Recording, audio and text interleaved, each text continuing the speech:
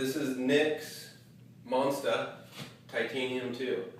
And what we got with the Monsta is a board that's a little bit shorter, a bit wider, same thickness, but it has volume carried out to the rail.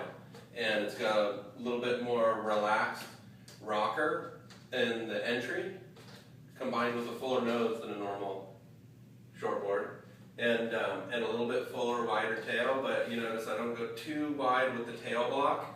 It's a bit wider so you get that extra carry and the small average kind of waves, but not so wide that it's sluggish rail to rail. So it still is very much in the pocket, real dynamic performance type board, but it just makes stuff a lot easier. And this is specifically designed for that head high and under, like knee to head high range, mushy or hollow. It'll handle both. Generate speed in the small mushy, waist high zone where it's small and mushy. But then when you get into this zone, it can be, kind of thumpy or even, smaller but real crunchy, hollow, small waves. This will handle in both. So it's a really versatile design. It is a little bit shorter and wider. Nick's normal, like good waves board, the G4 Plus, that one's 5'9", 18 and a half, 2 1/4. This is 5'7", 19, 2 1/4. It goes kind of off your height. You ride this about 2 inches shorter than your actual height. So where Nick's like 5'9", this board's 5'7". We have a really unique construction here. It's an epoxy board. It's a unique epoxy core where a lot of epoxy boards are so buoyant that if you get them in some like textured conditions or there's any bit of wind coming up the face or ribs in the face, they get real chattery. That's because of the core of the epoxy. And a lot of people use a core that's so lightweight and so low density that the actual air content in the foam is so high that the board rides way up on the water. And so what we use in this is something that's fused at a higher pressure, so the cell structure is real tight, so it has a real good compression strength. Also has a good memory that way, so it lasts a long time and keeps that spring under your feet. Even as the board, ages, it still feels new. And then the other thing that's important is we use not so low of a density that it gets all ping-pongy and chattery and weird when the waves get big and more powerful, or if there's surface bump at all. So by having a higher density foam, it absorbs that surface bump and feels closer to that of like a poly ultralight. You see this crisscross pattern in the board.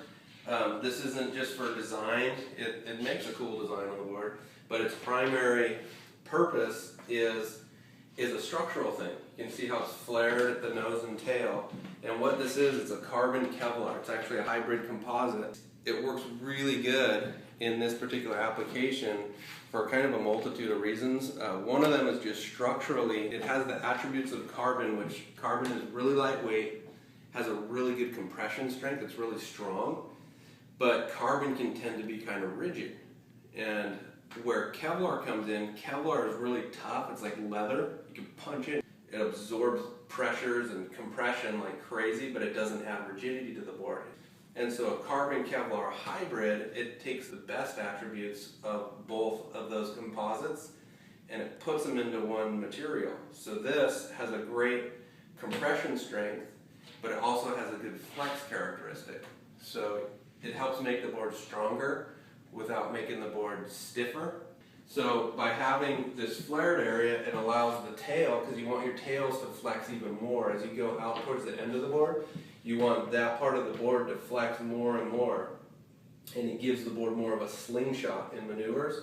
So that's why we have, that type of a pattern with the carbon Kevlar. And then we also have another unique patches right in here that run this way. So the board is actually, the tail is allowed to flex this way. We don't have them running against the grain of the flex of the board, but running this way so that it keeps the rail from crushing in, but it still allows the tail to warp and bend into the face of the wave. There's no center stringer. The stringers are out here, the parabolic or perimeter stringers.